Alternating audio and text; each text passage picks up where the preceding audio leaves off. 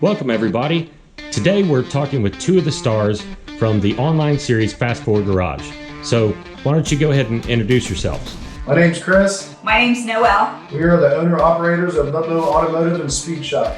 And we're coming to you from the Fast Forward Garage in Dayton, Ohio. The Gym City. So for anyone that's not seen any of the episodes of Fast Forward Garage, tell us a little bit about the place.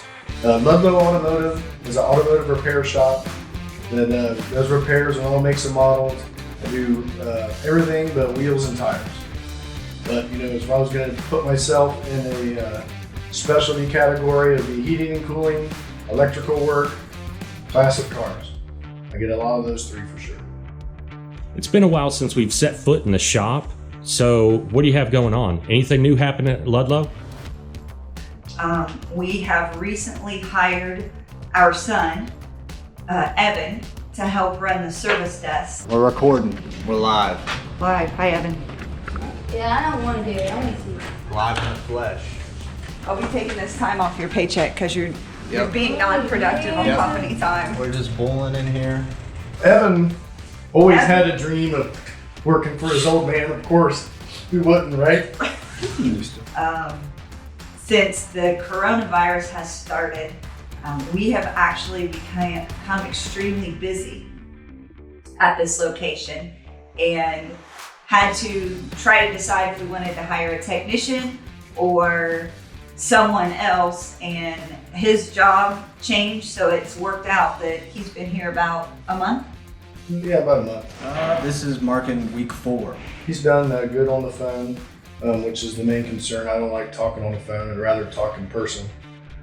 So he's done well with scheduling, you know, doing everything that the counter person needs to do for us, order parts. It's given myself a break, given my wife a break. It has been hectic since the coronavirus started for sure. I know. Well, it's good to hear that you guys have been busy. So has it been steady the whole time, or have you seen any dips in the business? I would say in the first couple weeks of the coronavirus, everyone was like, I don't know, what's going to happen here? But after that, sales increased real fast. People fixing their cars, which, you know, in the past they'd have brought these cars in, they weren't fixing them the way you were asking them. I was telling them to fix it, let's put it that way. How I was telling them what they need to do, they weren't fixing this stuff. But since that point forward, we've been a solid 7 to 10 days behind in work. Really? So why do you think business came back so quick? I think for us it was kind of the perfect storm, in that you had tax returns hitting, you ended up having the stimulus package come out, the Fast Forward Garage marketing really hit the internet big, which gave us a push on the back end.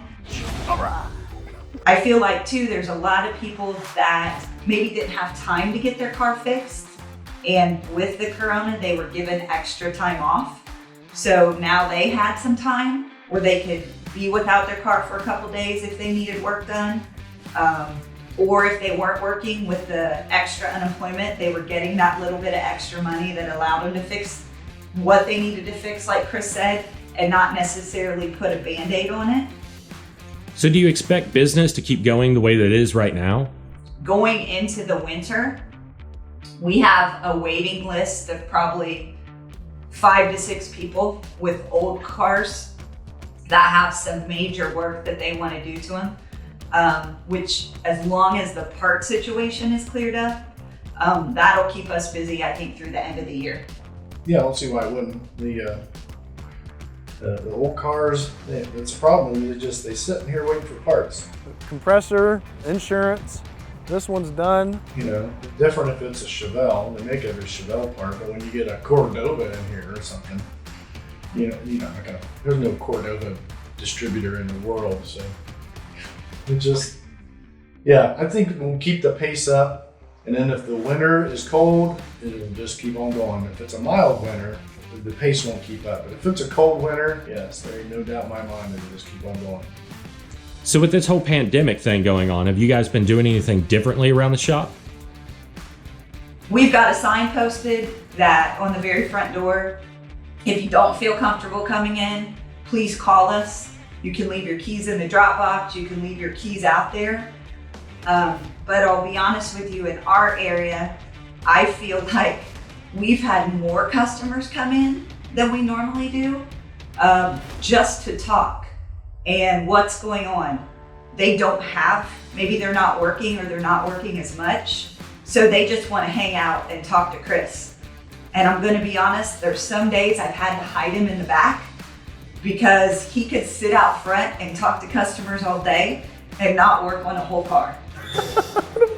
People aren't going anywhere, you know, so they want to come in and hang out, look at the old cars that are in the shop, or how progress you made on this Chris, you know, things like that. So, you know, I think instead of going to, let's say the grocery store or maybe the gas station, and you see your buddy and talk for a few minutes, they bring their car in to get it fixed, and we become that buddy that they need to talk to for a few minutes because it's the only interaction that they've had that day or, you know, the last couple days. Yeah, it's like going to the club, just at Ludlow.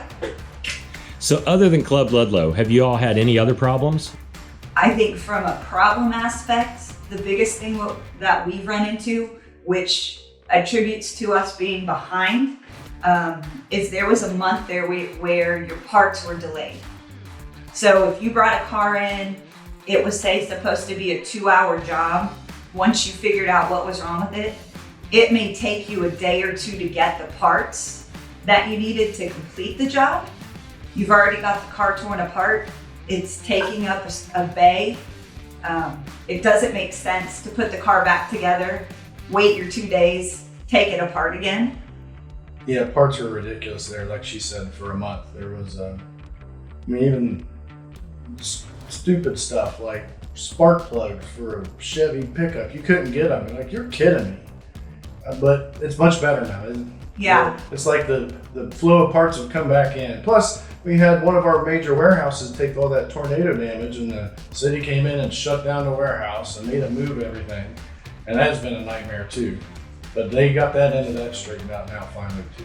So, you know, that was probably the initial shock. I'd say the first, like your wife said, a couple weeks we didn't know what was going on, and then it was getting busy, and then we ran into this part snafu. But like she said, it's coming full circle and things are getting better. Well, it's good to hear things have gotten worked out on that end. So how have Dan and Jimbo been handling all this? You know, I'll be honest, I haven't seen hardly any change in them. Maybe the first week, with the uncertainty of, are we gonna stay open? If we don't stay open, what am I gonna do? And when I say what am I gonna do, I'll speak directly for Dan. Hi, Dan. In that Dan can't stay home for a week by himself. He will go crazy. So he was more worried about, how am I gonna spend my time? What's gonna keep me occupied? They've actually been working more overtime now than we probably did all last year. Now, when I'm not here, have you seen any difference in them? Absolutely no. I haven't seen any difference at all. You know, other than when you come in Monday and you're like, hey, what'd you do this weekend? Nothing. Yeah, because there's nothing to do. But yeah, you know, they're two troopers, you know.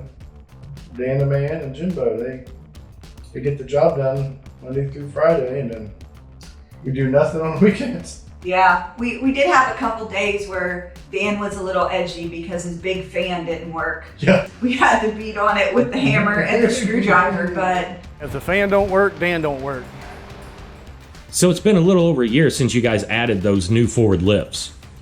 Can you tell us, have they impacted the shop? Everyone loves the 4-post lift.